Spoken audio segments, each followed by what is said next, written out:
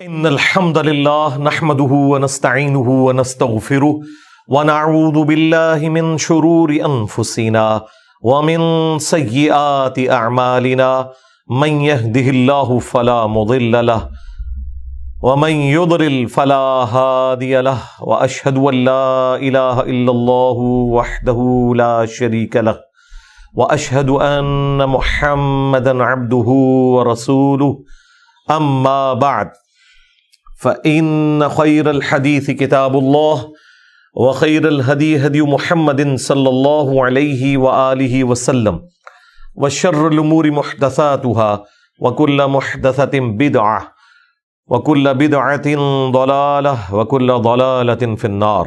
أعوذ بالله السميع العليم من الشيطان الرجيم من همزه ونفخه ونفثه. بسم الله الرحمن الرحيم. رب اشرح لي صدري ويسر لي امري واحلل عقدة من لساني يفقهوا قولي. بسم الله الرحمن الرحيم. ان الله وملائكته يصلون على النبي يا ايها الذين آمنوا صلوا عليه وسلموا تسليما. اللهم صل على محمد وعلى آل محمد كما صليت على إبراهيم وعلى آل إبراهيم إنك حميد مجيد. اللهم بارك على محمد وعلى آل محمد كما باركت على إبراهيم وعلى آل إبراهيم إنك حميد مجيد. اللهم ربنا آتنا في الدنيا حسنة وفي الآخرة حسنة وقنا عذاب النار. ربنا آتنا من لدنك رحمة وهيئ لنا من أمرنا رشدا. لا إله إلا أنت سبحانك إني كنت من الظالمين. حسبنا الله ونعم الوكيل. يا حي يا قيوم برحمتك أستغيث ولا حول ولا قوة إلا بالله العلي العظيم. آمین. الحمدللہ آج 6 اگست 2023 کو سنڈے کے دن ہماری یہ قرآن کلاس نمبر 156 کی اسٹوڈیو ریکارڈنگ ہونے جا رہی ہے. پچھلی دفعہ ہم نے سورہ ہود کی آیت نمبر 74 کے اوپر کنکلوڈ کیا تھا،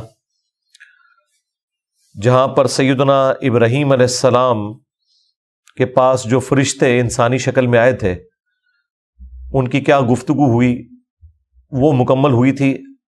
ابھی اس گفتگو کا کچھ حصہ باقی ہے جو انشاءاللہ تعالی آج ہم ڈسکس کریں گے.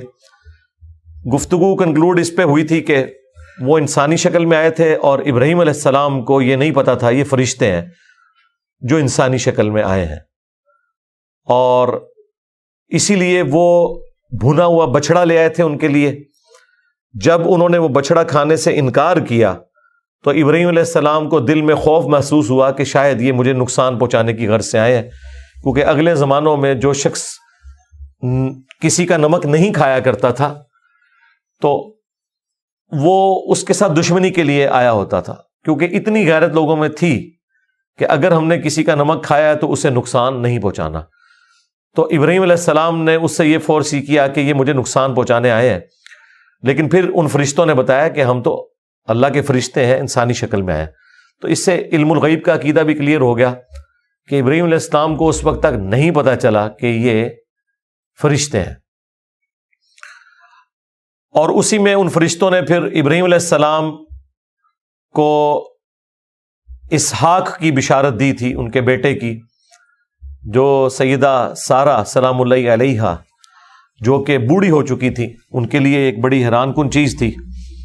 اور اس کے بعد ان کے پوتے یعقوب کی بشارت بھی ساتھ ہی سنا دی. بس جب یہ پوری گفتگو ہوئی اور تھوڑا سا ایک ماحول بنا تو حضرت ابراہیم علیہ السلام تھوڑے سٹیبل ہوئے کہ یہ فرشتے ہیں تو ظاہر ہے کسی کام سے آئے ہوں گے. تو پھر ان فرشتوں نے بتایا کہ ہم تو قوم لوط کو برباد کرنے کے لیے آئے ہیں، انہوں نے اللہ کی نافرمانی کی ہے. اب وہ ذکر آگے چلے گا.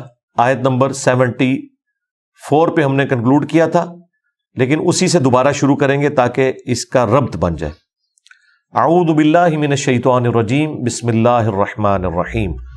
فلما ذهب عن ابراہیم الروع، اور جب ابراہیم علیہ السلام سے خوف جاتا رہا، وجاءته البشرا، اور انہیں بیٹے کی خوشخبری مل گئی، یجادلنا فی قوم لوط، تو وہ قوم لوط کے بارے میں فرشتوں سے جھگڑا کرنے لگے۔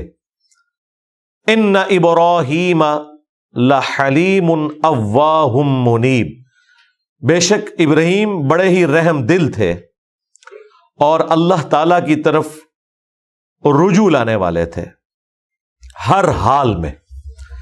یعنی ابراہیم علیہ السلام کی جو طبیعت کی نرمی تھی، اس کا یہ تقاضا تھا کہ برباد تو قوم لوط ہونے لگی ہے اللہ کی نافرمانیوں کے سبب، لیکن حضرت ابراہیم علیہ السلام کو ان پر ترس آیا تو وہ فرشتوں سے جھگڑا کرنے لگے۔ بس اس جھگڑے کا ذکر اتنا ہی قرآن کے اندر آیا ہے۔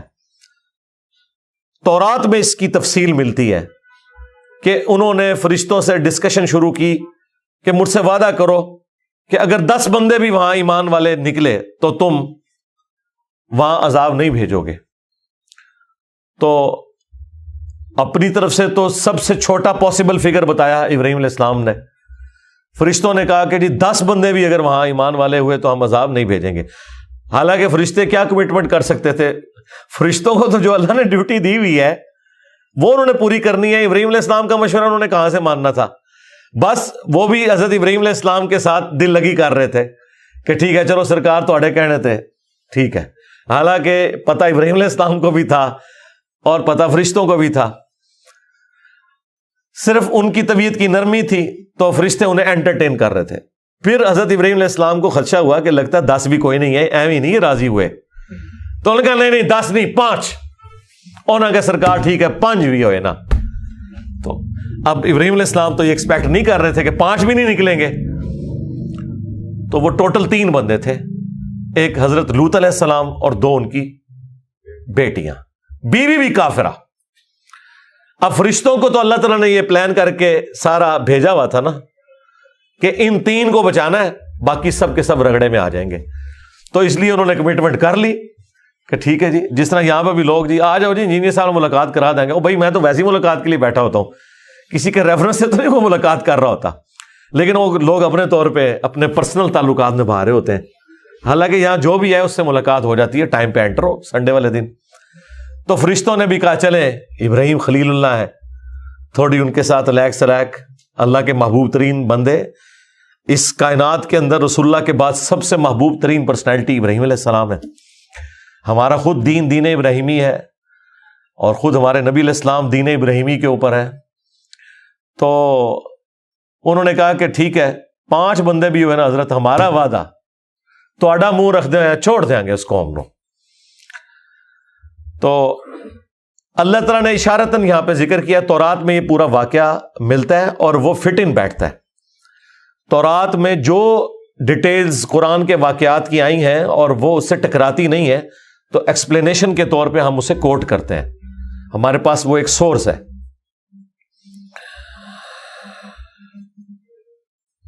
یا ابراہیم، ابراہیم علیہ السلام سے فرشتوں نے کہا اعرض عن ھذا، اس بات کو آپ رہنے دیں، زیادہ اس میں جھگڑا نہ کریں۔ انہ قد جاء امر ربک، بے شک یہ تیرے رب کا حکم آ چکا ہے۔ وہی بات جو میں نے کہی تھی نا کہ وہ بیچارے کیا کمٹمنٹ کر سکتے تھے، این ممکن ہے کہ وہ 5 کے بعد ابراہیم علیہ السلام کو پھر خیال آیا اور پھر وہ آگے بڑھے ہوں، تو انہوں نے کہا کہ بھائی حضرت بس یہ رہنے دیں، اب یہ اللہ کا ہی حکم ہے، ہم نہیں کچھ کر سکتے۔ وَإِنَّهُمْ آتِيهِمْ عَذَابٌ غَيْرُ مَرْدُودٌ، اور ان پر آ کر رہے گا وہ عذاب جو کہ اب ٹلنے والا نہیں ہے۔ وَلَمَّا جَاءَتْ رُسُلُنَا لُوطًا، اور جب ہمارے فرشتے لوط علیہ السلام کے پاس آئے، سِیءَ بِهِمْ، تو حضرت لوط علیہ السلام بڑے غمگین ہو گئے۔ وَضَاقَ بِهِمْ ذَرْعًا، اور ان کی وجہ سے بڑے پریشان ہو گئے۔ وَقَالَ هَذَا يَوْمٌ عَصِيبٌ، اور انہوں نے کہا کہ آج تو میرے لیے بڑی مصیبت کا دن ہے۔ آپ سب لوگ شاید یہ سمجھ رہے ہو کہ لوط علیہ السلام کو فرشتوں نے جاتے ہی یہ بتایا کہ ہم آپ کی قوم کو تباہ کرنے آئے ہیں، تو اس لیے بیچارے وہ پریشان ہو گئے؟ نہیں، لوط علیہ السلام کے ساتھ بھی انہوں نے وہی کیا جو ابراہیم علیہ السلام کے ساتھ کیا تھا، مدنی پرینک۔ ان کو بھی نہیں بتایا، وہ انسانی شکل میں گئے۔ تو پھر لوط علیہ السلام پریشان کیوں ہوئے؟ وہ قرآن میں دوسری جگہ آتا ہے کہ وہ خوبصورت لڑکوں کی شکل میں گئے تھے، اور لوط علیہ السلام سے انہوں نے کہا کہ ہم آپ کے مہمان بن کے یہاں رکنا چاہتے ہیں، ٹائم زیادہ ہو گیا تو ہم واپس اپنے علاقے میں جائیں گے تو پہنچ نہیں سکتے۔ اب لوط علیہ السلام کو تو اپنی قوم کے کرتوت پتہ تھے، انہوں نے کہا یار یہ ان کو اگر میں رکھوں گا اپنے پاس تو پھر میری قوم کے لوگ آ جائیں گے اور ان بچوں کے ساتھ کیا کریں گے، یعنی وہ جو مدرسے کے علماء آ جائیں گے اور مدرسوں کے بچوں کے ساتھ کیا کریں گے۔ تو اس کی وجہ سے وہ بڑے پریشان ہوئے، بڑے دکھی ہوئے۔ انہوں نے کہا آج تو یہ بڑا مصیبت کا دن میرے اوپر آ گیا ہے، میرے پاس نہ تو کوئی ایسی فورس ہے کہ میں ان کی حفاظت کر سکوں، میں اکیلا بندہ ہوں، نہ میں عبد القادر جیلانی کی طرح نگاہ مار کے اپنی قوم کو ہلاک کر سکتا ہوں، میں کروں گا کیا؟ اس وجہ سے وہ پریشان ہوئے۔ وہ آگے ذکر بھی آ جائے گا۔ پھر وہ یہاں تک کہیں گے کاش میرے پاس کوئی مضبوط قلعہ ہوتا، میں اپنے مہمان تو وہاں ٹھہرا لیتا کہ میری قوم کے لوگ ان مہمانوں تک نہ پہنچتے۔ بس وہ بیچارے پریشان ہیں۔ اب ان کو تو نہیں پتا یہ فرشتے ہیں جو انسانی شکل میں ہیں، اس زمانے میں تو علم غیب نہیں ہوتا تھا، آج بھی نہیں ہوتا، یعنی اس زمانے میں جھوٹے والا بھی نہیں ہوتا تھا جب تک کہ بتا نہ دیا جائے۔ بس وہی جس کا خطرہ تھا وہ ہو گیا۔ وَجَاءَهُ قَوْمُهُ، مہمانوں کی خبر جب قوم تک پہنچی تو وہ پہنچ گئے وہاں پہ۔ يُهْرَعُونَ إِلَيْهِ، دوڑے دوڑے آئے ان کے پاس قوم لوط کے لوگ۔ وَمِن قَبْلُ كَانُوا يَعْمَلُونَ السَّيِّئَاتِ، اور اس سے پہلے یہ برے کام کیا کرتے تھے۔ قَالَ يَا قَوْمُ، تو حضرت لوط علیہ السلام نے کہا ہے میری قوم، هَؤُلَاءِ بَنَاتِي هُنَّ أَطْهَرُ لَكُمْ، دیکھو یہ میری قوم کی بیٹیاں موجود ہیں، یہ تمہارے لیے ایک پاکیزگی کا رشتہ ہے، تم میاں بیوی کا ریلیشن شپ قائم کرو، اور یہ والا جو معاملہ ہے اس کو جانے دو۔ فاتقوا اللہ، خوف کھاؤ اللہ کا، ڈر جاؤ۔ ولا تخزونی فی ضیفی، اور میرے مہمانوں کے سامنے مجھے رسوا نہ کرو۔ اب آپ کو سمجھ آ گئی بات کی کہ وہ فٹ ان بیٹھ رہی ہے اسٹوری۔ بھائی اگر حضرت لوط علیہ السلام کو پتا ہوتا ہے یہ جو مہمان ہے یہ تو ان کو تباہ کرنے آئے ہیں، تو ان مہمانوں کے لیے اپنی قوم سے تو لجاجت کے ساتھ ریکویسٹ نہ کر رہے ہوتے کہ یار میرا خیال رکھو، یہ میرے مہمان ہیں، ان کے ساتھ ایسا نہ کرو۔ تو یہ بالکل جو دوسری جگہ پہ ذکر آیا تھا قرآن میں اور تفصیل کے ساتھ تورات میں، وہ فٹ ان بیٹھ رہے ہیں اس میں۔ الیس منکم رجل رشید، کیا تم میں کوئی بھی شریف انسان نہیں موجود جو میری بات کے اوپر دھیان دے، کوئی سمجھدار انسان نہیں ہے؟ قالوا، انہوں نے کہا لقد علمت ما لنا فی بناتک، تو انہوں نے کہا کہ لوط تمہیں خوب معلوم ہے کہ ہمیں تمہاری قوم کی بچیوں سے کوئی لینا دینا نہیں، من حق، کوئی اس میں ہم اس حوالے سے کوئی معاملہ نہیں چاہتے، ہمارا تو معاملہ کچھ اور ہے۔ وَإِنَّكَ لَتَعْلَمُ مَا نُرِيدُ، اور تم خوب جانتے ہو جو ہم چاہتے ہیں۔ قَالَ لَوْ أَنَّ لِي بِكُمْ قُوَّةً، تو پھر اس وقت افسوس سے لوط علیہ السلام نے کہا کاش میرے پاس کوئی ایسی طاقت، کوئی فورس ہوتی، او آوی الی رکن شدید، یا میں کسی مضبوط قلعے میں پناہ لیتا اور اپنے مہمانوں کو ان کے فتنے سے بچا لیتا۔ اب جب فرشتوں نے دیکھا کہ لوط علیہ السلام دلگیر ہو گئے اس وجہ سے، تو پھر انہوں نے ڈسکلوز کر دی اپنی آئیڈینٹی۔ قالوا یا لوط، انہوں نے کہا اے لوط، انا رسول ربک، بے شک ہم تو تیرے رب کے بھیجے ہوئے فرشتے رسول ہیں، لن یصلوا الیک، یہ آپ کو کوئی نقصان نہیں پہنچا سکتے۔ ہمیں کیا انہوں نے نقصان پہنچانا ہے؟ اب تو ان کا یہ فیصلہ ہو چکا ہے کہ ہماری وجہ سے یہ آپ کو بھی کچھ نہیں کہہ سکیں گے۔ فَأَسْرِ بِأَهْلِكَ، تو آپ نکل جائیں اپنے گھر والوں کو راتوں رات لے کر، بِقِطْعٍ مِّنَ اللَّيْلِ، رات کے کسی حصے میں، وَلَا يَلْتَفِتْ مِنْكُمْ أَحَدٌ، اور آپ نے کسی کے بارے میں بھی محبت کے ساتھ التفات نہیں کرنا کہ فلاں بندہ تو بیچارہ ویسے ہی ورگلایا گیا، وہ تو بڑا شریف آدمی تھا، بس ان کی ہتھے چڑھ گیا۔ اب آپ نے کسی کے لیے کوئی بھی التفات والا معاملہ نہیں کرنا۔ اب کوئی بھی تم میں سے مڑ کے نہیں دیکھے گا، الا امرأتک، ہاں آپ جب یہ اپنے ایمان والوں کو ساتھ لے کے جا رہے ہوں گے، اور ایمان والے کیا تھے؟ 2 بیٹیاں تھیں، تو آپ نے مڑ کے نہیں دیکھنا۔ ہاں صرف آپ کی ایک بیوی ہے، وہ آپ کے ساتھ جانے میں کامیاب نہیں ہوگی، وہ نکلی ضرور تھی لیکن اس نے پیچھے مڑ کے دیکھا، ہائے میری قوم، اس کے حصے کا پتھر بھی اسے لگا، وہ بھی مر گئی، چونکہ وہ بھی کافرہ تھی۔ یہ 2 پیغمبر ایسے ہیں، حضرت لوط علیہ السلام اور نوح علیہ السلام، جن کی بیویاں کافرہ تھیں، قرآن میں ذکر ہوا۔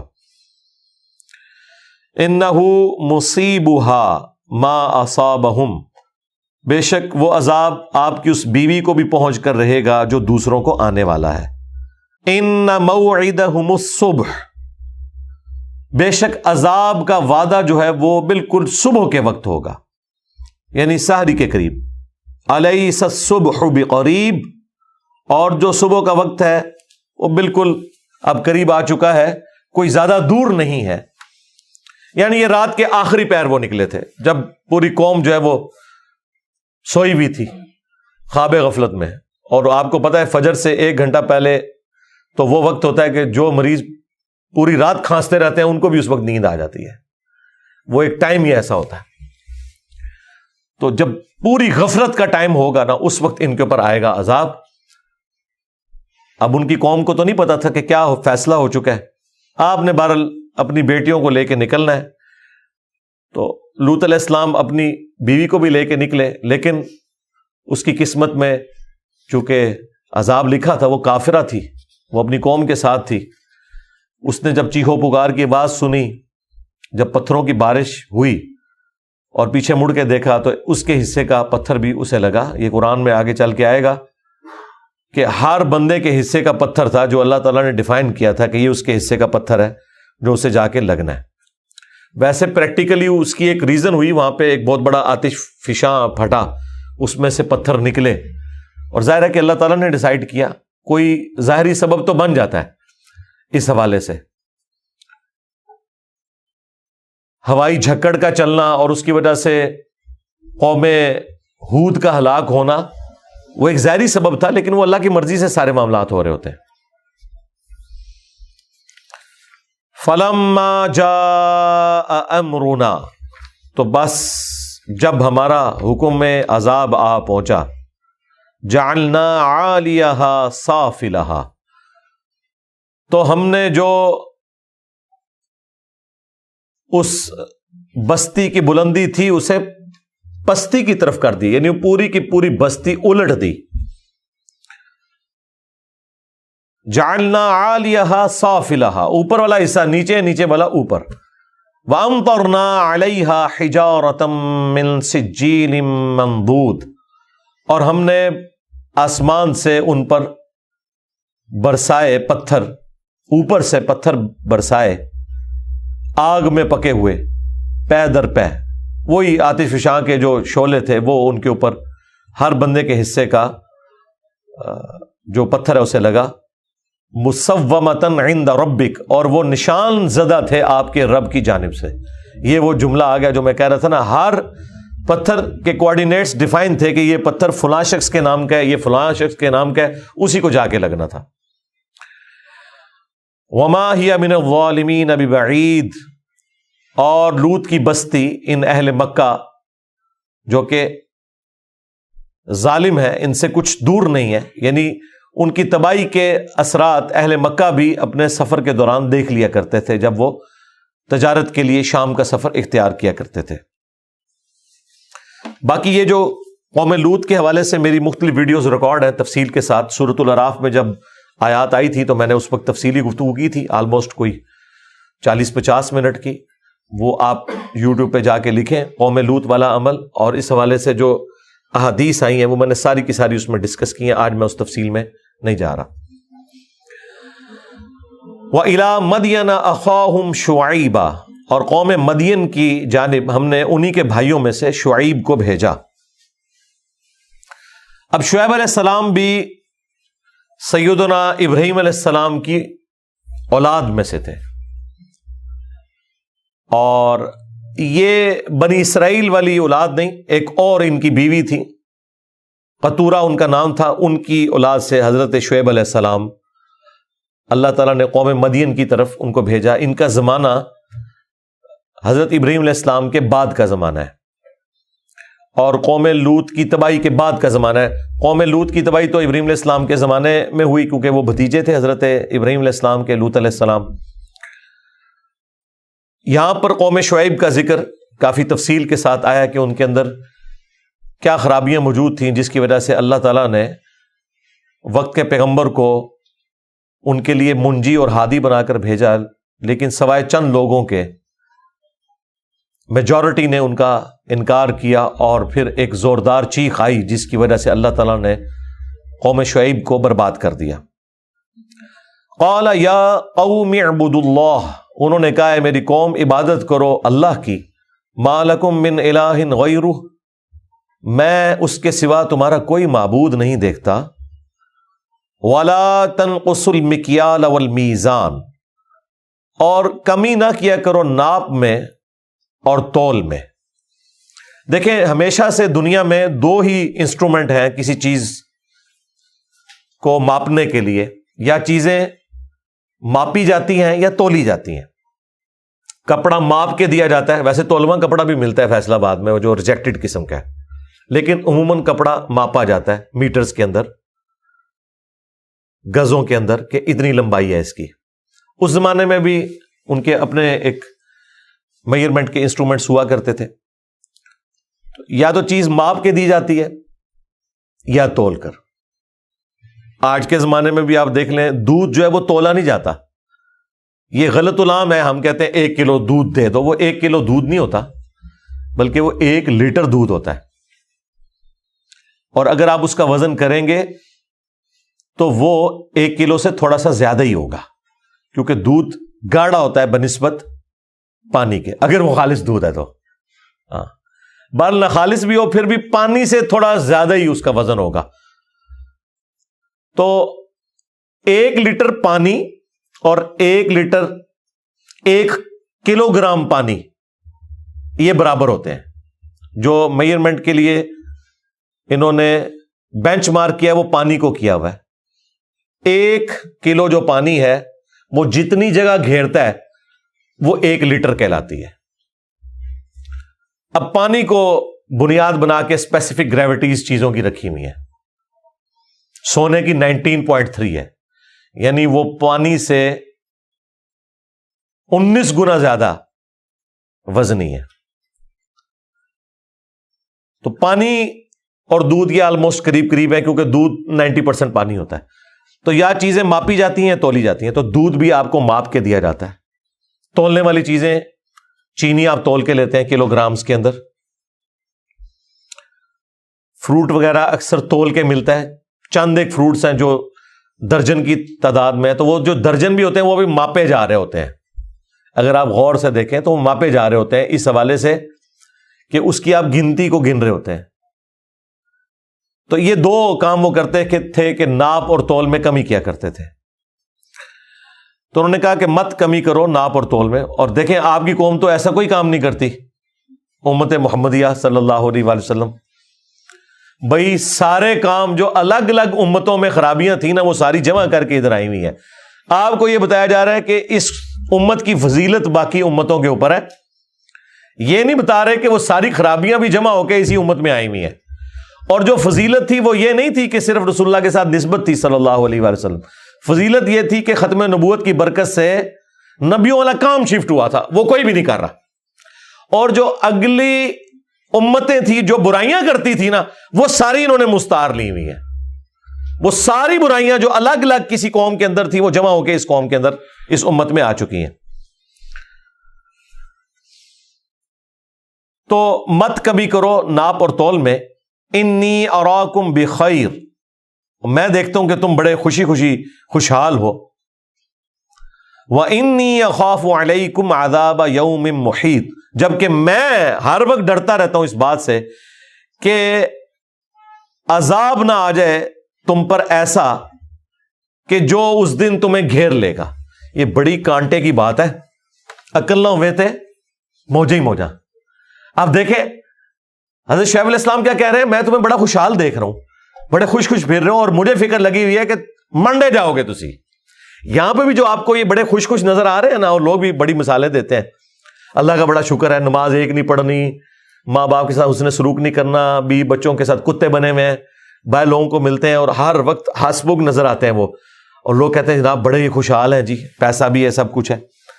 تو وہ دنیاوی طور پہ تو ٹھیک ہے، اللہ کے حضور پھینٹی لگنے والی ہے. تو یہ جو بظاہر خوشحالی آپ کو کسی کی نظر آ رہی ہے، یا کوئی شخص اپنے آپ کو خوشحال سمجھ رہا ہے، تو وہ اپنا انالیسس کرے کہ وہ خدا کے معاملے میں بھی کیا سیریس ہے کہ نہیں. اگر وہاں سیریس ہے تو پھر ٹھیک ہے، پھر کوئی مسئلہ نہیں ہے. لیکن زیادہ تر ایسا نہیں ہے. آپ کو یہ سارے خوش لوگ نظر آ رہے ہیں بظاہر، لیکن انہوں نے اپنی آخرت کے عذاب کے اسباب کیے ہوئے ہیں، الا ماشاء اللہ. تو عقل نہ ہوئے تھے موجے ہی موجا جو ان کی قوم کر رہی تھی، اور شعیب علیہ السلام کو عقل تھی، تو انہوں نے کہا وَإِنِّي أَخَافُ عَلَيْكُمْ عَذَابَ يَوْمٍ مُحِيطٍ، جبکہ مجھے تو خوف لگا ہوا ہے کہ تم پر عذاب آ جائے گا اس دن جو کہ گھیر لے گا تمہیں. وَيَا قَوْمِ أَوْفُوا الْمِكْيَالَ وَالْمِيزَانَ بِالْقِسْطِ، اور اے میری قوم پورا کر کے ناپ اور تول دیا کرو انصاف کے ساتھ. وَلَا تَبْخَسُوا النَّاسَ أَشْيَاءَهُمْ، اور لوگوں کو چیزیں گھٹا کر نہ دیا کرو. پیسے پورے لیتے ہو تو چیز پوری دو. یہاں پہ بھی ہم اکثر یہ فروٹ بیچنے والوں سے بھی کہتے ہیں کہ بھائی آپ کو اگر 200 روپے کلو آم وارے میں نہیں ہے تو آپ 300 روپے کلو ریٹ کر دو. لیکن 200 کا ریٹ لگا کر کلو میں بھی 1 یا 2 آم تم خراب ڈال دو تو ہمیں وہ تو 300 کے ہی پڑ گئے نا، کیونکہ وہ تو خراب ہو گئے، تو پورا کلو تو نہیں نکلا. تو بہتر ہے کہ بھائی تم 300 لے لو، لیکن ایک ایک دانہ ہمیں چھانٹ کے دو، قیمت اپنی مرضی کی لگاؤ، اور پھر جو تم طے کرتے ہو نا پھر اس اعتبار سے دو. کیونکہ اگر کوئی شخص مارکیٹ سے چیز لینے گیا فروٹ، تو وہ اس لیے تو نہیں گیا کہ وہ ان سے یہ کہہ رہا ہے کہ بھائی میں نے 1 کلو آم لینے ہیں جس میں سے پاؤ خراب ہوں اور 3 پاؤ صحیح والے، اور ایک پاؤ خراب دے دینا، اس کا میں ملک شیک بنا لوں گا.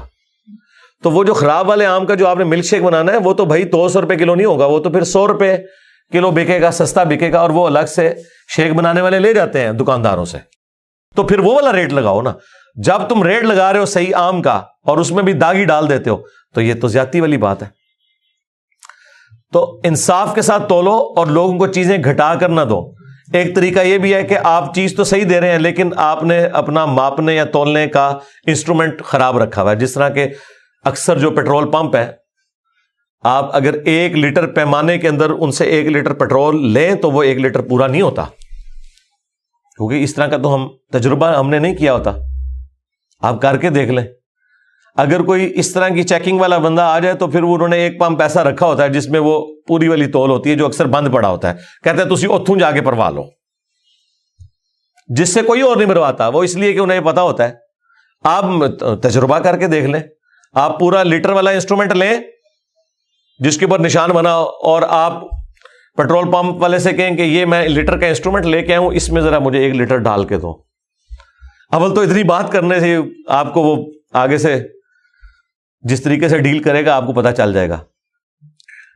اور اگر وہ دینے میں کامیاب ہو گیا تو وہ آپ کو اس پیٹرول پمپ کہ اس والے سٹینڈ سے نہیں دے رہا ہوگا جہاں سے وہ باقیوں کو دے رہا ہے. اس کے لیے انہوں نے اگر 5 لگائے ہوئے یونٹ تو وہ 1 یونٹ آپ کو بند پڑا ہوگا، کہ اتھو جا کے پروا لو. اگر اسے یہ ہوا کہ یہ کوئی چیکنگ کے لیے آئے ہیں یا کوئی گورنمنٹ کی طرف سے ادارے کے لوگ ہیں، یہ کام یہ کرتے ہیں. تو کم کر کے دینا یہ بھی بےایمانی ہے، اور پیسے پورے لے کر خراب چیز دینا یہ بھی بےایمانی ہے. دیکھیں یہ لوگ تو کم دیتے تھے نا. ہماری قوم تو ایک ہاتھ آگے بڑھ چکی ہے کہ کام کیا دینا ہے؟ خراب دینا ہے. وَلَا تَعْثَوْا فِي الْأَرْضِ مُفْسِدِينَ، اور زمین میں فساد نہ مچاؤ. بقیت اللہ خیر لکم، جو تھوڑی بہت بچت ہو جائے گی وہ تمہارے لیے بہتر ہوگی اللہ تعالیٰ کی طرف سے. ان کنتم مؤمنین، اگر تم واقعی ایمان والے ہو، ایماندار ہو. وما انا علیکم بحفیظ، اور دیکھو میں تمہارے اوپر کوئی نگہبان نہیں ہوں.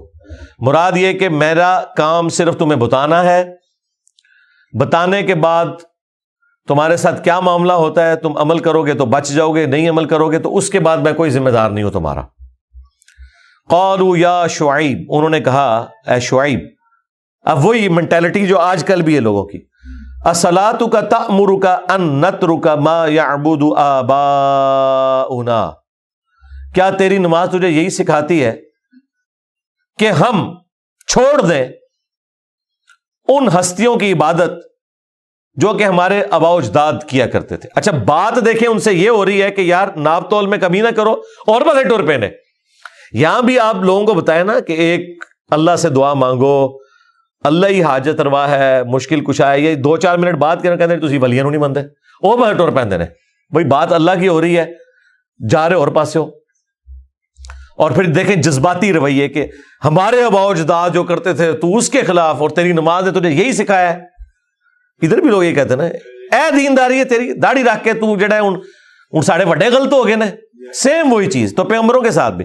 کیا تیری نماز تجھے یہ سکھاتی ہے کہ ہمارے آباء و اجداد جو کچھ کرتے رہے ہیں ہم اس کو چھوڑ دیں؟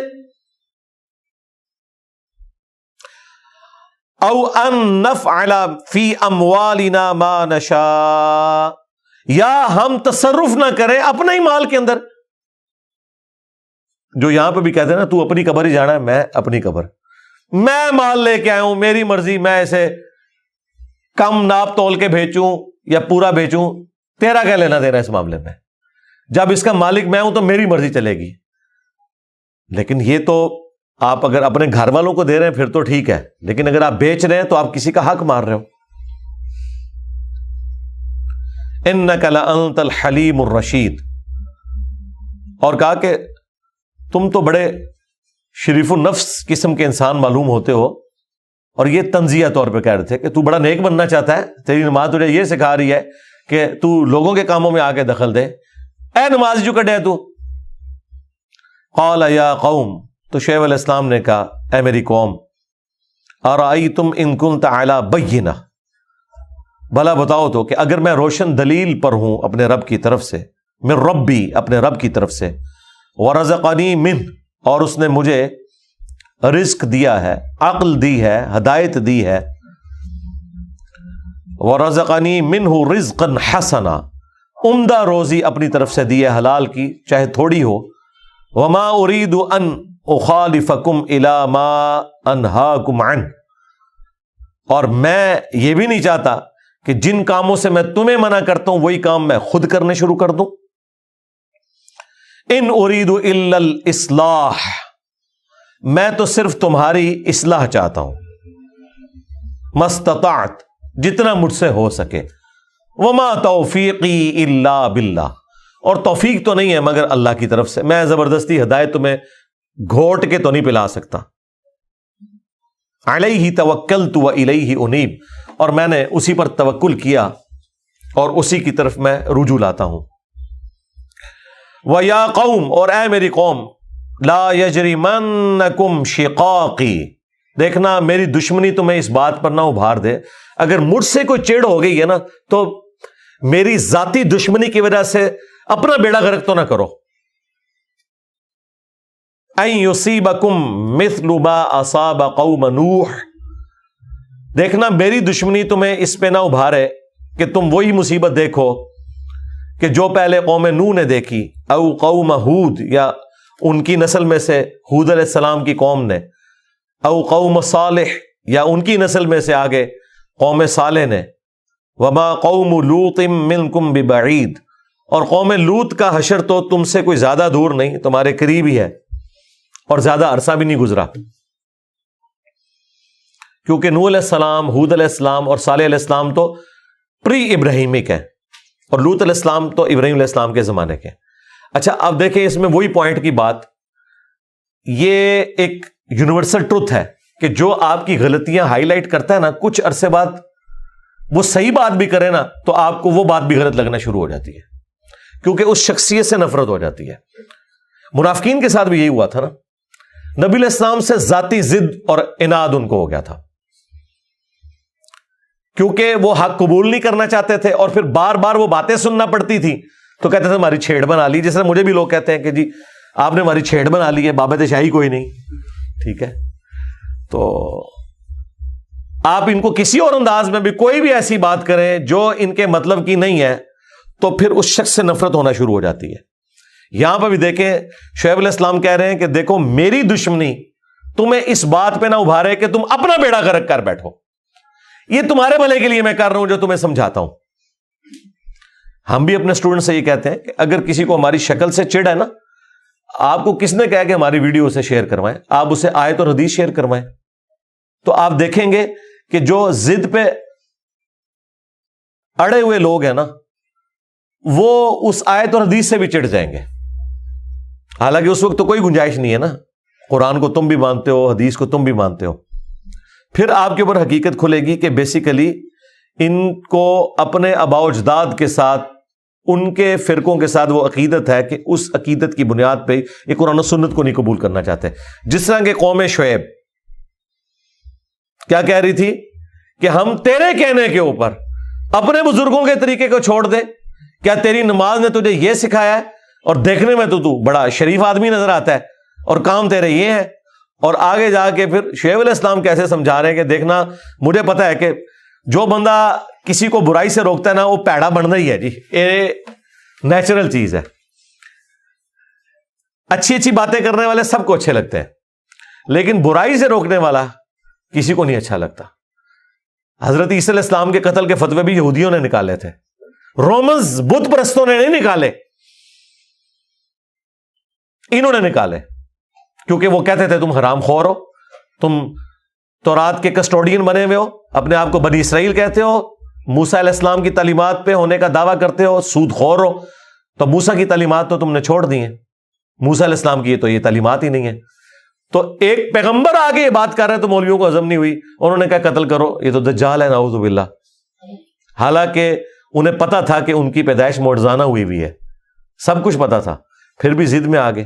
یہاں پہ بھی آپ دیکھ لیں شعیب علیہ السلام نے کہا میری دشمنی کے پیچھے ایسا نہ کرنا، وَاسْتَغْفِرُوا رَبَّكُمْ، اور استغفار کرو اپنے رب کی طرف، ثُمَّ تُوبُوا إِلَيْهِ، پھر اسی کی طرف رجوع لاؤ، إِنَّ رَبِّي رَحِيمٌ ودود، بے شک میرا رب رحمت والا ہے اور محبت پیدا کرنے والا ہے، محبت ڈال دینے والا ہے۔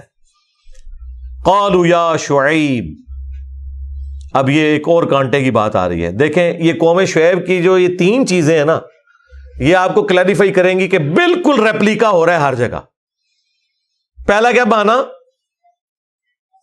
کہ تو یہ چاہتا ہے کہ ہمارے آباء و اجداد غلط تھے، ہم انہیں چھوڑ کے تیرے پیچھے چلیں، یہ پہلا بہانا۔ دوسرا کہ تو بڑا سمجھدار آدمی تھا، تیری نماز نے تجھے یہ سکھایا کہ تو یہ کچھ کر، ہمیں تو اس معاملے میں اختیار ہونا چاہیے، ہمارا مال ہے۔ تیسری چیز کہ شعیب علیہ السلام کہہ رہے ہیں کہ دیکھو تمہیں مجھ سے چڑ ہو گئی ہے، اس کے پیچھے اپنا بیڑا غرق نہ کرو۔ اب چوتھی چیز اس سے بھی حیران کن ہے، قالوا یا شعیب، انہوں نے جواب میں کہا ہے شعیب، ما نفقہ کثیرا مما تقول، ہم نہیں سمجھ سکتے تمہاری باتوں کو، بہت کچھ تم نے کہہ لیا، جو کچھ تم نے کہا ہمیں تمہاری کوئی بات نہیں سمجھ آ رہی۔ اب سمجھ تو ساری آ رہی ہے، تائیں تو جواب دے رہے ہو، سمجھ نہیں آئی ہے تو ایک ایک پوائنٹ کا جواب کیوں دے رہے ہو؟ صرف جان چھڑانے کے لیے کہ بھئی یہ اتنی مشکل باتیں نہیں ہمیں سمجھ آتی۔ اچھا جو تم نے اڈاپٹ کی ہوئی ہے اتنی فضول باتیں، ان کی دلیل کو پتہ ہے؟ جس طرح آپ کو کہتے ہیں جی ایسی تقی نہیں کہتے طریقہ، بھائی جو تم طریقہ نماز کا ہے وہ کہیں لکھا ہوا دیکھا وہ بھی نہیں ہوا، اور اوپر سے کانفیڈنس لیول یہ ہے کہ آپ کا طریقہ تو ہمیں پتہ ہی نہیں ہے، اسی تو سنے ہی نہیں، جس طرح اسی بچپن تو قرآن حدیث پڑھ رہے ہیں، اور تھوڑے بزرگاں نے کہتے قرآن حدیث نہیں پڑھے آتے، تسی کتوں پڑھنا سی؟ تو اے شعیب جو تم باتیں کر رہے ہو یہ ہمیں سمجھ نہیں آ رہی. کثیرا مما تقول، اکثر باتیں تو ہمیں سمجھ نہیں آتی. وَإِنَّا لَنَرَاكَ فِينَا ضَعِيفًا، اور ہم تجھے اپنے میں کمزور بھی سمجھتے ہیں. اس حوالے سے بڑے کم لوگ ہی تیرے ساتھ اٹیچ ہوئے ہیں، جو ہوئے بھی ہیں وہ غریب لوگ ہیں. وَلَوْلَا رَهْتُكَ لَرَجَمْنَاكَ، اگر تیرا قبیلہ تیرے پیچھے نہ کھڑا ہوتا نا تو کب سے تجھے ہم نے سنسار کر دیا ہوتا، پتھر مار مار کے تجھے ہلاک کر دیتے. یہ وہ پانچویں بات بھی آ گئی جو میں نے کہا بڑی عجیب عجیب باتیں آئیں گی کہ بھائی اب مسئلہ یہ ہے کہ تیری باتیں بھی اچھی نہیں لگ رہی ہیں اور بڑا غصہ بھی آتا ہے، اور تیری نماز نے تجھے یہ سکھایا ہے کہ تو ہمارے بزرگوں کے خلاف ہو جا، اور پھر شعیب علیہ السلام کا کہنا دیکھنا میری دشمنی تمہیں اس پہ نہ ابھارے کہ تم اپنا بیڑا غرق کر لو. اب وہ اینڈ پہ جا کے کیا کہہ رہے ہیں کہ تیری باتیں تو ہمیں سمجھ نہیں آتی ہیں اور یہ بڑے غریب لوگ تیرے ساتھ اٹیچ ہیں، تو بڑا کمزور ہے. ہاں اگر تیرا قبیلہ تیرے پیچھے نہ کھڑا ہوتا تو کب سے تجھے قتل کر دیتے، سنسار کر دیتے، پتھر مار مار کے ہلاک کر دیتے. وما انت علینا بعزیز، اور تو ہم پر اس حوالے سے کوئی غلبہ نہ پا سکتا. صرف تیرے قبیلے کا خیال ہے، قبائلی سسٹم میں یہی ہوتا ہے، اسی لیے انبیاء اسٹرانگ قبیلوں میں پیدا ہوتے ہیں. نبی الاسلام کے پشت کے اوپر بھی تو بنو ہاشم کھڑے تھے نا، آپ کے خاندان کے وہ لوگ بھی جو ایمان بھی نہیں لائے تھے وہ بھی نبی الاسلام کی حفاظت کرتے رہے. چچا عباس تو بعد میں ایمان لے کے آئے. تو شیب ابی طالب کے اندر 3 سال تک ظاہر ہے وہ پورے قبیلے کے ساتھ بائیکاٹ اسی لیے کیا کہ وہ قبیلہ نبی الاسلام کا بنو ہاشم آپ کی پشت پہ کھڑا تھا. اچھا ایک اور جگہ آئے گا کہ انہوں نے یہ بھی کہا کہ تجھ سے ہمیں بڑی امیدیں تھیں کہ تو بڑا ہو کے ہماری قوم کا نام روشن کرے گا، لیکن تو کچھ اور نکلا. یعنی ظاہر ہے وہ ہوتے تو تیز ترار لوگ ہیں نا، مطلب جو بھی ڈومیننٹ لوگ ہوتے ہیں، عقل مند ہوتے ہیں. انہوں نے کہا کہ ہم تو تجھے بڑی تیرے پہ امیدیں تھی کہ تو نے کل کو قوم کا نام روشن کرنا ہے، تو ساڑھے فرقے سے بیڑا غرق کر دیتا ہے تو. یہ وہ والی بات. قال یا قوم، تو حضرت شعیب علیہ السلام نے بڑا پیارا جواب دیا. انہوں نے کہا ہے میری قوم، ارہتی اعز علیکم من اللہ، کیا میرا قبیلہ زیادہ معزز ہو گیا اللہ سے بھی؟ یعنی اللہ سے تم نہیں ڈر رہے، تم اس چیز سے ڈر رہے ہو کہ میرے قبیلے کے لوگ میری پشت پہ کھڑے ہوئے ہیں، اس کی وجہ سے مجھے نقصان نہیں پہنچا رہے. تو اگر میری قوم کا قبیلہ جو میری پشت پہ کھڑا ہے ان کا تمہیں خوف ہے، تو اللہ جو تمہیں برباد کر سکتا ہے اس کا خوف نہیں ہے تمہیں. وَاتَّخَذْتُمُوهُ وَرَاءَكُمْ ظِهْرِيًّا، اور تم نے اللہ کے احکامات کو تو پس پش ڈال دیا ہے. ان ربی بما تعملون محیط، بے شک میرا رب تمہارے جو عمل ہیں انہیں اپنے علم سے گھیرے ہوئے ہے، اسے خوب پتہ ہے. وَيَا قَوْمِ اعْمَلُوا عَلَىٰ مَكَانَتِكُمْ، تو اے میری قوم پھر ٹھیک ہے، لَكُمْ دِينُكُمْ وَلِيَ دِين، تم اپنے کام کرو جو تم کر رہے ہو، میرا تو کام تھا سمجھانا. انی عامل، اور میں جس دین کے اوپر ہوں میں اس پہ چلتا رہوں گا. تمہیں سمجھا دیا، اب تمہاری مرضی، اگر عذاب میں تم جانا چاہتے ہو تو جاؤ. سوف تعلمون، ان قریب تم جان جاؤ گے، من یأتیہ عذاب یخزیہ، کہ کس پہ آتا ہے عذاب ذلیل و خوار کر دینے والا. ومن ہوا کاذب، اور کون ہے جھوٹا. یعنی تم مجھے جھوٹا سمجھ رہے ہو نا، تمہارے ہی یہ سارے نظریات جھوٹے نکلنے، عذاب تم پہ آنا ہے. وارتقبوہ، تم بھی انتظار کرو. انی معکم رقیب، بے شک میں بھی تمہارے ساتھ انتظار کروں گا. لیکن عذاب پیغمبر نہیں لا سکتے، وہ اللہ کی مرضی سے آنا ہوتا ہے. یا اللہ لا سکتا ہے یا بابے لا سکتے ہیں، انورٹڈ کاما میں نگاہیں مار کے. ان کا نہیں، وہ اللہ کا فیصلہ ہے، جب بھی بھیجے گا. میرے پہ نبی الاسلام کے بارے میں قرآن میں کئی جگہ ہے کہ نبی ان سے فرماؤ اگر میرے اوپر ہوتا کب سے تمہارا کام تمام ہو چکا ہوتا. یہ اللہ کا فیصلہ ہے کہ عذاب کب آئے گا. وَلَمَّا جَاءَ أَمْرُنَا، اور جب آ پہنچا ہمارا حکم عذاب، نَجَّيْنَا شُعَيْبًا وَالَّذِينَ آمَنُوا مَعَهُ، تو ہم نے نجات دے دی شعیب علیہ السلام کو اور جو ان کے ساتھ تھے، ان کی قوم کے ایمان لانے والے لوگ. برحمت منا، اپنے پاس سے رحمت کے ساتھ. وَأَخَذَتِ الَّذِينَ ظَلَمُوا الصَّيْحَةُ، اور پکڑ لیا ان ظالموں کو جو نافرمان تھے ایک چنگھاڑ نے، خوفناک کڑک نے، فَأَصْبَحُوا فِي دِيَارِهِمْ جَاثِمِينَ، تو وہ صبح کے وقت اپنے گھروں میں گھٹنوں کے بل گرے پڑے تھے۔ کوئی کدھر تھا نا، بس اتنی زوردار چیخ آئی کہ اس کی وجہ سے ان کے اوپر موت واقع ہو۔ یہ ہو سکتا ہے، یعنی اگر بہت بلند آواز سے ہو، اس کی وجہ سے شاک ویوز کی وجہ سے ڈیتھ ہو جاتی ہیں، بلڈنگز گر جاتی ہیں۔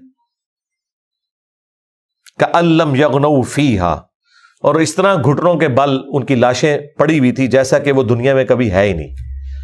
أَلَا بُعْدًا لِمَدْيَنَ، آگاہ ہو جاؤ، ہلاکت ہے مدین کے رہنے والے لوگوں کے لیے، كَمَا بَعِدَتْ ثمود، جس طرح کے ہلاک ہوئے تھے قوم سمود والے، صالح علیہ السلام کی قوم، اس طرح یہ بھی تباہ و برباد ہو گئے۔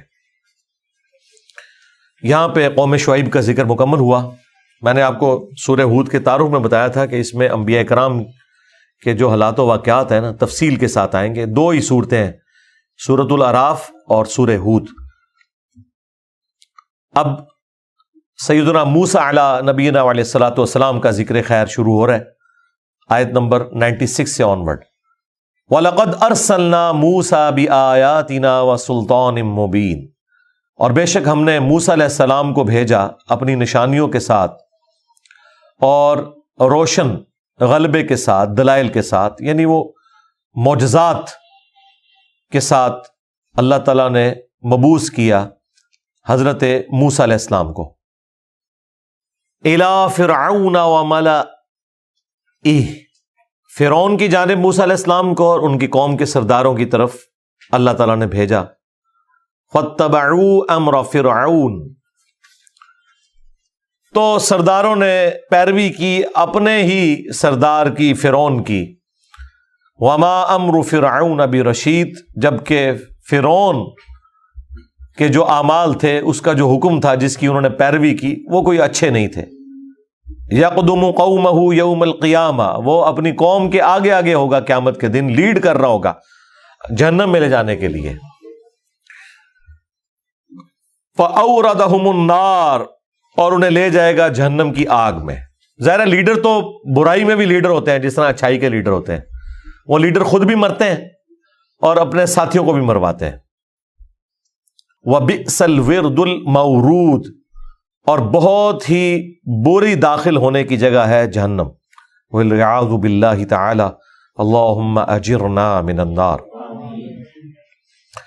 وَأُتْبِعُوا فِي هَذِهِ لَعْنَةً، اور ان پہ بھیجی جا رہی ہے لعنت اس دنیا کے اندر۔ وَيَوْمَ الْقِيَامَةِ، اور قیامت کے دن کی ابھی لعنت باقی ہے۔ آج تک لعنت ہے، دیکھ لیں، ہم جب بھی ذکر کرتے ہیں تو برائی کے ساتھ ہی کرتے ہیں۔ تو دنیا کی زندگی میں بھی لعنت پڑی، دنیا کی زندگی کا عذاب بھی آیا، فرعونی ڈبو دیے گئے سمندر کے اندر، اور ابھی آخرت کا جو بڑا عذاب ہے، وہ بڑی لعنت، وہ ابھی باقی ہے۔ بئس الرفد المرفود، بہت ہی برا تحفہ ہے جو انہیں قیامت کے دن دیا جائے گا، یعنی لعنت کا۔ لعنت کا مطلب ہے اللہ کی رحمت سے دوری۔ ذالک من انباء القری، یہ ہے مختلف بستیوں کی خبریں۔ نقصہ علیک، جو اے نبی صلی اللہ علیہ وآلہ وسلم ہم آپ سے بیان کرتے ہیں۔ منہا قائم، ان میں سے کچھ تو ابھی بھی باقی ہیں، وحصید، اور کچھ کٹ چکی ہیں۔ باقی بنی اسرائیل کی باقیات تو موجود تھی، حالانکہ ان پہ بھی عذاب کے کوڑے برسے۔ فائنل عذاب کا کوڑا آئے گا عیسیٰ علیہ السلام کے ذریعے، جب دجال کو وہ لیڈر مانیں گے اور عیسیٰ علیہ السلام پھر یہودیوں کو قتل کریں گے بسبب وقت کے پیغمبر کا انکار کرنے کے۔ تو اللہ تعالیٰ ہمارا ہے، کچھ بستیاں تو ان کا نام و نشان مٹ گیا، اور کچھ بستیاں ابھی بھی موجود ہیں نافرمانی کے اوپر بھی، اور بعض بستیاں ایسی ہیں کہ جہاں پہ اب لوگ تابع فرمان ہو چکے ہیں، بہرحال وہ قائم ہیں۔ وما ظلمناہم، اور ہم نے کوئی ان پر ظلم نہیں کیا، ولکن ظلموا انفسہم، بلکہ انہوں نے اپنی جانوں پر خود ظلم کیا۔ اور سورۃ البقرہ میں آیا بلکہ انہوں نے ہم پہ کوئی ظلم نہیں کیا. یعنی اللہ تعالیٰ فرما رہا ہے کہ نہ ہم نے ان پر ظلم کیا کوئی اور نہ وہ ہم پر ظلم کرنے والے تھے. یعنی اللہ تعالیٰ کے ساتھ تو کوئی بھی کچھ نہیں کر سکتا. اور بعض جگہ قرآن میں آیا کہ نہ ہم نے ان پر ظلم کیا بلکہ انہوں نے خود اپنی جانوں پر ظلم کیا. یعنی وقت کے پیغمبر کا انکار کر کے نافرمانی کر کے ہمارے عذاب کے مستحق ہوئے تو گویا انہوں نے اپنے اوپر ظلم خود کیا. انہوں نے دعوت دی ہمارے عذاب کو. جب پیغمبر جا کے دھمکی لگاتے تھے کئی سال وقت قوموں میں گزارتے تھے. نوح علیہ السلام نے دیکھے 950 سال گزارے ہیں تو تھوڑا عرصہ تھا سمجھانے کے لیے, لیکن نہیں سمجھے تو عذاب آ گیا. فما اغنت عنہم آلہتہم التی یدعون من دون اللہ من شیء. تو پس جب ان پر عذاب آیا تو کوئی فائدہ نہ پہنچایا ان جھوٹے معبودوں نے جنہیں وہ اللہ کے سوا پکارا کرتے تھے. کچھ بھی کام نہ آئے. لما جاء امر ربک, جبکہ تیرے رب کا حکم عذاب آ پہنچا تو کوئی ہستی کوئی بزرگ پھر ان کے کام نہیں آیا جن کے اوپر ان کا تکیہ تھا کہ برے وقت میں وہ ہمارے مددگار ہوں گے. وما زادوہم غیر تتبیب, اور وہ جو جھوٹے معبود تھے انہوں نے ان کی بربادی میں اضافہ کیا. اور ظاہر ہے اضافہ تو ہے, وہ تو پھر سورۃ الانبیاء میں ہے کہ جہنم کے اندر ہم ان کے جو جھوٹے معبود ہیں, پتھروں کے جو بت بنائے ہوئے انہیں بھی جہنم میں پھینکیں گے. سورہ مریم میں بھی ذکر ہے سورۃ الانبیاء میں, تاکہ ان کی حسرت میں اضافہ ہو کہ ان بتوں کو ہم پوجا کرتے تھے, ان ہستیوں سے ہماری عقیدت تھی, یہ تو خود ہمارے ساتھ ہے. اور جو اللہ کے نیک بندے ہیں وہ جہنم میں نہیں جائیں گے, کیونکہ انہی باتوں کا پھر مذاق اڑایا مشرکین عرب نے. انہوں نے کہا اچھا اگر جھوٹے معبود جہنم میں جائیں گے تو پھر عیسیٰ ابن مریم کو بھی جہنم میں جانا چاہیے, نعوذ باللہ. تو پھر اللہ تعالیٰ نے سورہ الزخرف میں رپلائی ٹو مشرکین عرب کیا. دیکھ لیں, اللہ تعالیٰ کو بھی کلپ ریکارڈ کروانے پڑے قرآن میں, کیونکہ اعتراضات جب ہوتے ہیں تو جواب دینے پڑتے ہیں. تو اللہ نے کہا اے نبی آپ نے ٹینشن نہیں لینی, یہ جو عیسیٰ ابن مریم کی مثال آپ سے کر رہے ہیں نا, تو یہ صرف ایک جھگڑے کے لیے کر رہے ہیں. پتہ ان کو بھی ہے کیا عیسیٰ ابن مریم نے حکم دیا تھا کہ ان کے فالوورز ان کی عبادت کریں؟ پھر اللہ نے عیسیٰ ابن مریم کی تعریف کی کہ وہ تو ہمارے خاص بندوں میں سے تھے جنہیں ہم نے بنی اسرائیل کی ہدایت کے لیے بھیجا تھا, اور وہ قیامت کی خبر ہے, قیامت سے پہلے انہوں نے آنا ہے. تو یہ جو آپ کو یہ کہتے ہیں نا, تو یہ صرف آپ سے جھگڑا کرنے کے لیے کہتے ہیں. اب آپ سوچ رہے ہوں گے کہ جو پتھر جہنم میں گئے ہیں تو ان پتھروں نے بھی تو نہیں کہا تھا اپنے ماننے والوں سے, تو ان پتھروں کو عذاب نہیں ہوگا بلکہ ان پتھروں کی وجہ سے ان کو عذاب ہوگا, کیونکہ جہنم کا ایندھن آدمی اور پتھر ہے. کیونکہ پتھر جب گرم ہوتا ہے نا تو آگ بجھا بھی دے تب بھی آپ اس کی ہیٹ کو فیل کرتے ہیں. تو ان کی عذاب میں تکلیف میں اضافے کے لیے پتھر ڈالے جائیں گے تاکہ وہ پتھر جو ہے وہ گرم ہو اور انہیں زیادہ تکلیف محسوس ہو اس جہنم کے عذاب کی. اللہم اجرنا من النار. اسی لیے قرآن میں آیا کہ بچاؤ اپنے آپ کو اور اپنے گھر والوں کو جہنم کی آگ سے کہ جس کا ایندھن آدمی اور پتھر ہے. وَلِعَوْذُ بِاللَّهِ تَعَالَى اللہم اجرنا من النار. تو وہ ڈبل اس سے کام لیا جائے گا, ایک تو ان کو عذاب ہوگا ان پتھروں کی تپش کی وجہ سے, اور دوسرا ان کی حضرت میں اضافہ ہوگا کہ حضرت صاحب بھی ہمارے ساتھ ہی ہیں. حضرت صاحب بھی ادھر آ گئے, وہی بابت شاہی کوئی نہیں. اچھا جو نیک لوگ ہیں ان کے بارے میں قرآن میں آیا کہ وہ لوگ خود دشمن ہو جائیں گے ان ہستیوں کے بارے میں آیا کہ یہ ہستیاں دشمن ہو جائیں گی اپنے فالوورز کے. سورۃ الاحقاف کے سٹارٹ میں آیا, اور وہ کہیں گے یا اللہ ہمیں نہیں پتا تھا یہ ہمیں پکارتے تھے, ہم اعلان برات کرتے ہیں. پھر سورۃ المائدہ کے اینڈ میں تو عیسیٰ ابن مریم کا ذکر ہے, وہ اعلان برات کر دیں گے اپنے ماننے والوں سے کہ ہم نے کوئی ایسی دعوت کا کام ایسا نہیں کیا تھا, کوئی ان کو دعوت نہیں دی تھی کہ آپ نے میرے بعد مجھے پوجنا ہے. تو خود عیسیٰ ابن مریم دشمن ہو جائیں گے. یہ میں اس لیے کہہ رہا ہوں کہ ہم ان بزرگوں کا بابوں کا احترام کرتے ہیں جنہوں نے توحید کی دعوت دی, ان کی کوئی بے احترامی نہیں کرتے، لیکن جب ان کے نام کے اوپر شرک کھڑا کیا جائے گا تو شرک کی مذمت کریں گے. اور پھر ہم یہاں تک بھی پھر جائیں گے کہ جن ہستیوں کے بارے میں تمہارا یہ عقیدہ ہے نا، وہ تمہارے نفع نقصان کے مالک نہیں ہے. عیسیٰ ابن مریم سے بڑا کون ہو سکتا ہے؟ اولو العزم 5 پیغمبروں میں آتے ہیں، وہ محمد رسول اللہ، ابراہیم خلیل اللہ، موسیٰ کلیم اللہ، عیسیٰ روح اللہ اور نوح نجی اللہ. لیکن اللہ تعالیٰ فرما رہا ہے اگر اللہ ارادہ کرے عیسیٰ کو، ان کی ماں کو اور جتنے زمین میں سب کو ہلاک کر دے، اللہ کا کیا کوئی بگاڑ لے گا؟ پھر اللہ تعالیٰ فرماتا ہے، یہ سورۃ المائدہ کی آیت نمبر 17 تھی، 75 نمبر آیت میں اللہ تعالیٰ فرماتا ہے عیسیٰ اور ان کی ماں روٹی کھانے کے محتاج تھے، نہ وہ تمہارے نقصان کے مالک ہیں نہ نفع کے مالک ہیں.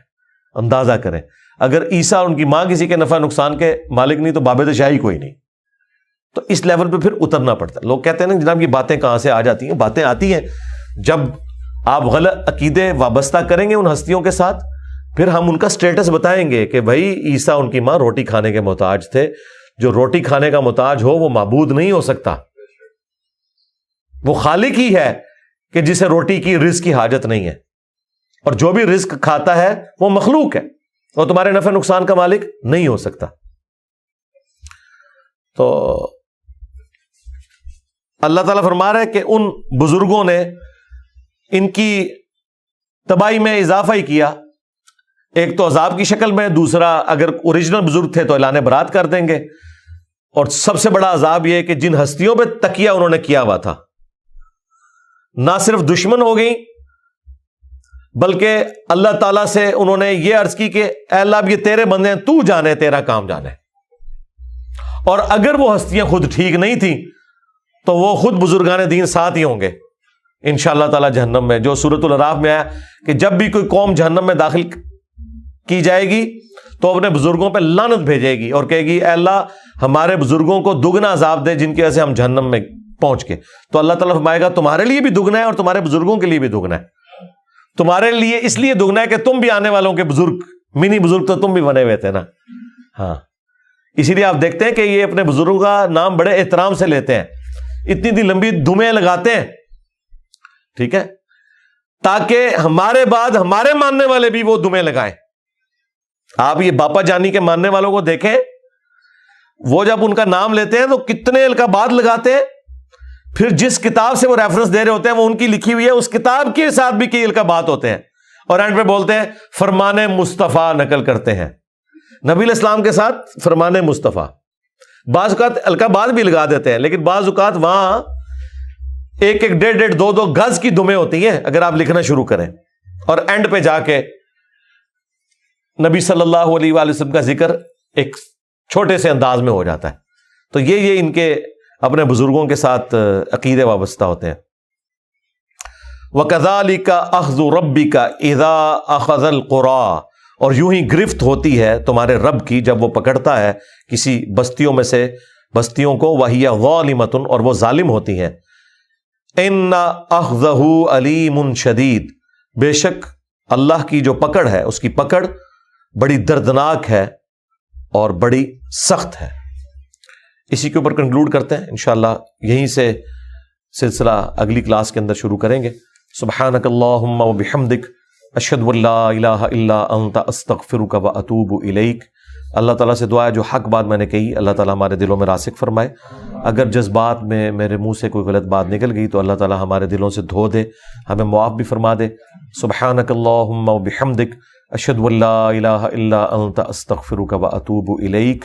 وما علینا الا البلاغ المبین. جزاکم اللہ خیر.